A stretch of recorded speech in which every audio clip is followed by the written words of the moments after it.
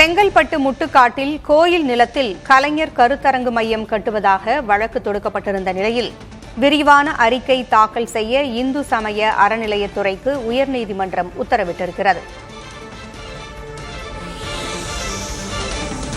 கோயில் நிலத்தில் கலைஞர் கருத்தரங்கு மையம் அமைக்க இருப்பதாக வழக்கு தொடுக்கப்பட்ட நிலையில் விரிவான அறிக்கை தாக்கல் செய்ய இந்து சமய அறநிலையத்துறைக்கு உயர்நீதிமன்றம் உத்தரவிட்டிருக்கிறது. அண்மை செய்தியாக பார்க்கிறோம்.